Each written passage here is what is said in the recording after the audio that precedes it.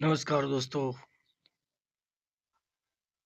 आज हम कक्षा 6 की जो हमारा राजस्थान है, राजस्थान अध्ययन, उसका पांचवा अध्याय आज हम प्रारंभ करने वाले हैं। इससे पूर्व हमने पहला, दूसरा, तीसरा और चौथा अध्याय कंप्लीट कर लिया है और हम यहाँ पर पढ़ चुके हैं। तो आज हम अपना पांचवा अध्याय शुरू करेंगे। आज़ादी से पूर्व सरकार का स्वरूप, मतलब कि भारत देश जब आज़ाद हुआ उससे पूर्व किस तरीके से शासन व्यवस्था चलती थी, वो आज हम इसमें डिस्कस करेंगे। तो अब ज़्यादा देर ना करते हुए अब हम हमारा पांचवा पार्ट स्टार्ट करते हैं। ये तीसरा हो गया है, तीसरा भी हो गया है अपने, और ये चौथा भी कल हमने पूरा कर लिया, सभ्यता है।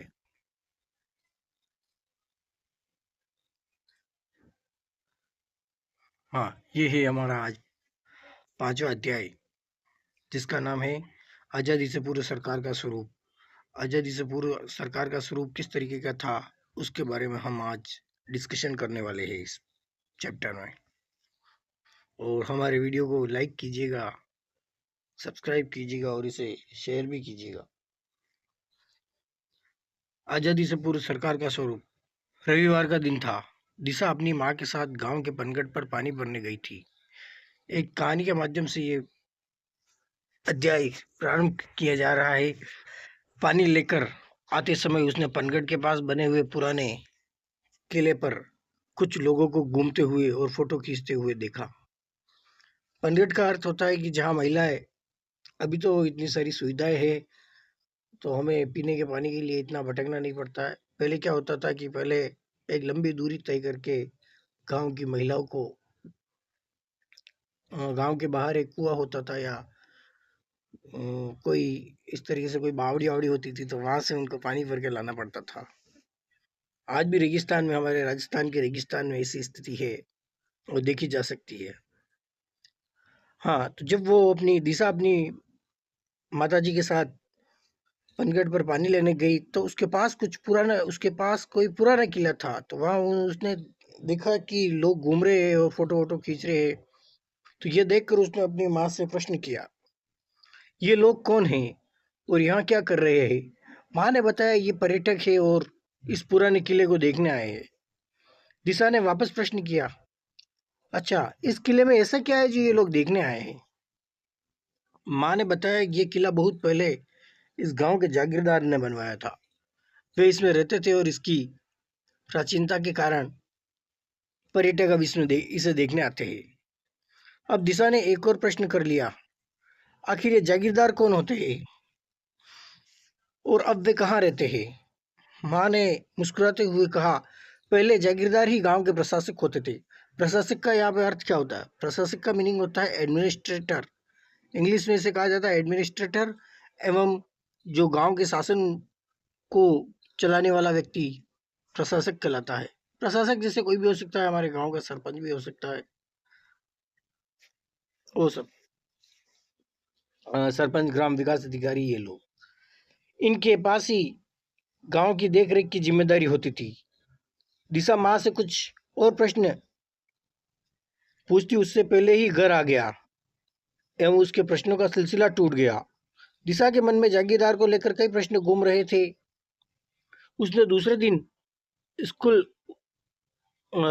दिशा ने स्कूल में अपने अध्यापक से कक्षा में आते ही प्रश्न पूछ लिया, गुरुजी, जागीरदार कौन होते थे? अब ये कहाँ गए?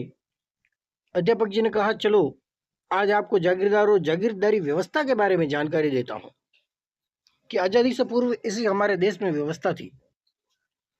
आजादी से पहले हमारा राजस्थान वर्तमान स्वरूप में नहीं था। यह विभिन्न रियासतों में विभाजित था। यह रियासतें स्वतंत्र राज्य की तरह शासन संचालन करती थी। रियासतों के शासक अपने मंत्रियों एवं जागीरदारों की सहायता से शासन का संचालन करते थे। शासक शक्ति का सर्वोच्च केंद्र राजा होता था। वो क्या करता था? शासन करता था। शासन व्यवस्था उसी के द्वारा चलाई जाती थी। शासन का यह प्रकार राजशाही शासन कहलाता है, जहाँ राजशाही शासन का अर्थ होता है जहाँ राजा अपने राज्य का प्रशासन चलाता है। राजशाही शासन का स्वरूप। अब राजशाही शासन का स्वरूप कैसा था? राजस्थान की विभिन्न रियासतों राज्यों में सिसोदिया, राठौड़, कछवा और चौहान आदि वंश शासक राज्य करते थे। ये अलग अलग राज्य थे, किंतु शासन व्यवस्था लगभग समान थी। हमारे आज़ादी से पूर्व हमारा जो राजस्थान था वो कई छोटी छोटी कई सारी रियासतों में बटा हुआ था, कई सारे राज्यों में बटा हुआ था। विभिन्न रियासतों में शासक संचालन के लिए केंद्रीय व्यवस्था के पदाधिकारी, अब उसको चलाने के लिए कोई अकेला राजा नहीं चला सकता है शासन। अब शासन को चलाने के लिए पदाधिकारी भी राजा के पदाधिकारी होते, मंत्री होते, बख्शी होते, खजांची होते, परगना अधिकारी होते। जैसे अभी प्रधानमंत्री प्रमुख प्रशासक होता है देश का, लेकिन देश को चलाने के लिए उसके साथ उसका मंत्रिमंडल भी अति आवश्यक है। पहले भी ऐसा होता था। आगे है राजा। राजा राज्य की संपूर्ण शक्ति का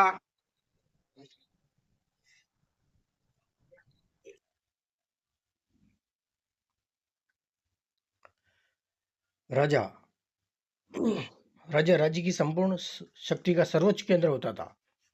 सामान्यतः राजा अपने सलाहकारों एवं मंत्रिपरिषद के सहयोग से शासन संचालन करते थे। राजा अपने शासन में मंत्री, फिर अगला है मंत्री। राजा अपने शासन कार्य में सहायता हेतु मंत्रियों की नियुक्ति करते थे। प्रमुख मंत्री को दीवान कहते थे। राजा समय समय पर इनसे मंत्रणा करके राजकार्य की जटिल समस्याओं को सुलझाते थे। मंत्री राजा का एक बहुत खास व्यक्ति होता था जिसे दीवान कहा जाता था।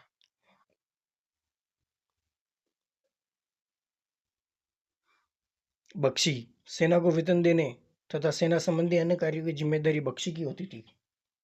खजांची, खजांची जो जिसे वर्तमान में हम कहते हैं कैशियर, आमदनी और खर्च के हिसाब को संतुलित करना, रखना और बचत को सुरक्षित कर राजकोष में वृद्धि करना, यह खजांची का कार्य होता था। परगना अधिकारी, परगना अधिकारी, परगना का अर्थ होता है कोई प्रांत या राज्य। परगना राज्य परगनों में विभाजित था। एक पूरा राज्य होता था, वो अलग अलग परगनों में विभाजित होता था। परगनों में शांति व्यवस्था बनाए रखने की जिम्मेदारी परगना अधिकारी की होती थी। ग्राम राज्य की सबसे छोटी इकाई थी, मतलब गांव जो होता था, ग्राम, वो आज भी गांव राज्य की सबसे छोटी, प्रशासन की सबसे छोटी इकाई भी गांव ही होती। गांव का प्रशासन ग्राम पंचायतें करती थी। ग्राम पंचायतें उस समय भी होती थी, अभी भी है। फिर अगला है नेक्स्ट जागीरदारी व्यवस्था। एक व्यवस्थित राज्य के लिए प्रशासनिक व्यवस्था अनिवार्य तत्व है। राजस्थान के मध्यकाल का संपूर्ण शासन तंत्र राजा और जागीरदारी व्यवस्था पर आधारित था। राजस्थान के जो मध्यकाल का जो राजस्थान है हमारा, उसका संपूर्ण जो शासन व्यवस्था थी वो राजा और जागीरदार करते थे। राजस्थान की जागीरदारी व्यवस्था रक्त संबंध एवं कुलीय भावना पर आधारित प्रशासनिक और सैनिक व्यवस्था थी। राजस्थान की जो जागीरदारी व्यवस्था थी वो रक्त संबंध, मतलब अपने लोगों को राजा क्या करता था, नियुक्त करता था, और कुलीय भावना पर आधारित प्रशासनिक और सैनिक व्यवस्था थी। राजस्थान में जागीरदारी व्यवस्था का मूल तत्व था कि राजा की मृत्यु के बाद बड़ा पुत्र राजा बनता था। राजा अपने छोटे भाइयों को जीवन यापन के लिए भूमि आवंटित करता। भाई बंधु को दी गई इस भूमि का स्वामी जागीरदार कहलाता था। भाई बंधु, राजा के जो भाई बंधु होते थे उसके मिलने वाले मित्र संबंधी जो होते थे उनको क्या करता था, वो भूमि दे देता था और वो कहता कि आप अपना जीवन यापन करो। तो वो उस भूमि का स्वामी, जैसे कोई एक गांव दे दिया, गांव या कोई हिस्सा दे दिया, तो वो वहाँ वो उसे जागीर कहा जाता था, जागीर, और वो शासन करता था तो उसे जागीरदार कहते थे। जागीरदार का कार्य उस जागीर की सुरक्षा एवं उसका शासन संचालन था। बाद के समय में योग्यता के आधार पर भी जागीरें प्रदान की जाने लगी। अब योग्यता के आधार पर जागीरें दी जाने लगी। कक्षा में बच्चे रुचि से सुन रहे थे, तभी शिखर ने शिक्षक से प्रश्न पूछा कि ये व्यवस्था कब से प्रारंभ हुई, इसके बारे में भी बताइए। तो गुरुजी ने, अध्यापक जी ने क्या कहा, मैं आपको इसके प्रारंभ और इसके स्वरूप के बारे में बताता हूँ। जागीरदारी व्यवस्था का प्रारंभ जागीरदारी व्यवस्था का प्रारंभ कब हुआ इस संबंध में अब तक कोई निश्चित मत नहीं बन पाया है, लेकिन राजस्थान में इसका विकास और स्पष्ट स्वरूप राजपूतों के शासन काल से आरंभ हो गया था। राजपूत काल से राजस्थान भूभाग पर राजपूतों की विभिन्न शाखाओं ने अपने राज्य स्थापित किए, जो उनकी रियासतें कहलाई। रियासतों की सुरक्षा एवं शासन व्यवस्था के संचालन हेतु शासकों ने अब शासन व्यवस्था रियासतों की सुरक्षा करना, उसको शासन उसको चलाना, इसके लिए शासकों ने क्या किया, जागीर व्यवस्था प्रारंभ की कि एक राजा अकेला पूरे राज्य को नहीं संभाल सकता है, तो उसको क्या है कि पूरे राज्य को क्या है जागीरों, छोटी छोटी जागीरों में बांट दिया गया और अपने मित्र सगे संबंधी उनको लगा दिया वहां पे प्रशासक के रूप में। जागीरदारी व्यवस्था का स्वरूप राजस्थान में ये रक्त संबंध पर आधारित सगोत्रीय कुलीन व्यवस्था थी। अगर आपसे पूछा जाए कि राजस्थान की जागीरदारी व्यवस्था का स्वरूप कैसा था, तो ये रक्त संबंध पर आधारित था। सगोत्रीय, सगोत्रीय मतलब हमारी गोत्र के ही कुलीन व्यवस्था, हमारे ही कुल के लोग। राजा महत्वपूर्ण प्रशासनिक पदों पर जागीरदारों को नियुक्त करता था। राजा और जागीरदार के संबंध स्वामी और सेवक के नहीं होते थे। अब जैसे राजा ने अगर नियुक्त किया है उनको, तो ऐसा नहीं है कि राजा स्वामी है और वो सेवक है, नहीं, बल्कि भाईचारे एवं सौहार्द पर आधारित होते थे।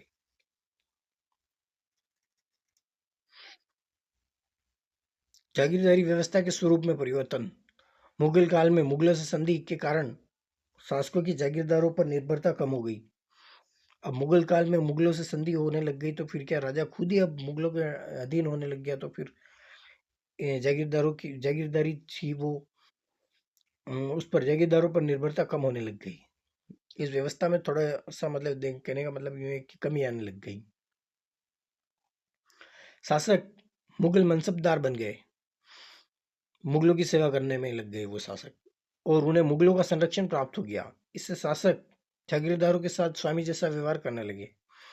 अब शासक क्या है कि फिर है ना अपने आप को यूं समझने लग गए कि वो खुद हालांकि मुगलों के अधीन काम करते थे, लेकिन जो उन्होंने जागीरदारों को जागीरें दी थी, तो वो अपने आप को यूं समझने लगे नहीं, हम स्वामी और ये हमारे सेवक है, जागीरदार जैसा व्यवहार करने लगे। प्रारंभ में जागीरदार युद्ध एवं शांति के समय राजा को अपनी सेवाएं देते थे, लेकिन मध्यकाल में सेवाओं के साथ कर व्यवस्था निर्धारित कर दी गई, जिसका उल्लेख जागीर पट्टे में किया जाता था। मुगल शासन प्रणाली की कुछ व्यवस्थाओं का प्रभाव राजस्थान पर भी पड़ा। मुगल शासन करते थे, उनकी शासन प्रणाली का प्रभाव राजस्थान पर भी पड़ा। राजस्थान में भी उस तरीके के प्रशासन संबंधी जो नियम है वो अपनाए गए, उस तरीके का प्रशासन राजस्थान में भी अपनाया गया। रियासतों ने अपने प्रशासन को परगनों और ग्रामों में विभाजित किया। अध्यापक ने साथ साथ ही अंग्रेजों के समय की शासन व्यवस्था को भी समझाया। अब अंग्रेजों का शासन कैसा था उस समय? अंग्रेजी राज्य की स्थापना के साथ ही भारत प्रशासनिक दृष्टि से दो भागों में विभाजित हो गया था। पहला ब्रिटिश भारत और दूसरा रियासती भारत। एक रियासत जहाँ राजपूत लोग शासक राज्य करते थे, और दूसरा ब्रिटिश भारत जो जहाँ भारत में अंग्रेजों का आगमन हो चुका था, अंग्रेज शासन कर रहे थे। ब्रिटिश कालीन भारत केंद्र शासित प्रदेशों एवं 11 प्रांतों से बना हुआ था। ब्रिटिश कालीन जो भारत था, केंद्र शासित प्रदेश और 11 प्रांत थे, उसमें सभी प्रांतों के अलग अलग गवर्नर थे, जो कि भारत के गवर्नर जनरल के प्रति ही उत्तरदायी थे। 1857 की क्रांति के बाद ईस्ट इंडिया कंपनी का शासन समाप्त हो गया। अब भारत के प्रशासन का सीधा नियंत्रण इंग्लैंड के ताज। 1857 की क्रांति हुई, उसके बाद ईस्ट इंडिया कंपनी का शासन समाप्त हो गया। अब भारत का प्रशासन सीधा इंग्लैंड की जो रानी थी, उसके इंग्लैंड के ताज के सीधे नियंत्रण में चला गया था, एवं इंग्लैंड के ताज एवं संसद के नियंत्रण में आ गया। लॉर्ड कैनिंग को गवर्नर जनरल के साथ साथ, अब लॉर्ड कैनिंग को उस समय 1857 की क्रांति के समय गवर्नर जनरल था वो, लेकिन उसके साथ साथ भारत का प्रथम वायसराय उसको अब नियुक्त कर दिया गया। अंग्रेजी सरकार ने विभिन्न अधिनियम पारित करके भारत का शासन संचालन किया जाने लगा।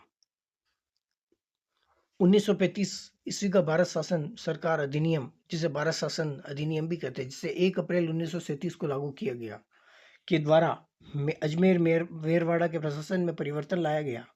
अब इसे विदेश एवं राजनीतिक विभाग के स्थान पर भारत सरकार के गृह विभाग के अधीन लाया गया। अजमेर मेरवाड़ा का जो प्रशासन था विदेश और पहले उसे भारत सरकार के गृह विभाग गृह मंत्रालय के अधीन लाया गया, अंतर्गत लाया गया। गृह विभाग के अंतर्गत आने का प्रमुख प्रभाव यह हुआ कि अब इस क्षेत्र के सभी कानून संघीय कार्यपालिका द्वारा बनाए जाने लगे, न कि गवर्नर जनरल द्वारा। संघीय कार्यपालिका मीन सेंट्रल एवं सेंट्रल गवर्नमेंट के द्वारा। देश की आजादी के बाद राजस्थान के एकीकरण की प्रक्रिया शुरू हुई। राजस्थान की प्रथम विधानसभा के लिए 1952 में चुनाव हुआ और टीकाराम पालीवाल प्रथम निर्वाचित मुख्यमंत्री बना। ये पार्ट भी यहाँ पर पूरा हो चुका है। ये शब्दावली है।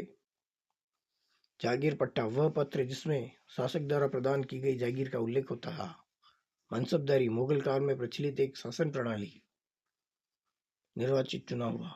सेना को वेतन देने तथा सेना संबंधी कार्यों की जिम्मेदारी किसकी होती थी? खजांची की, क्योंकि पैसों का देखरेख वही करता था। प्रथम निर्वाचित मुख्यमंत्री कौन थे राजस्थान के? टीकाराम पालीवाल।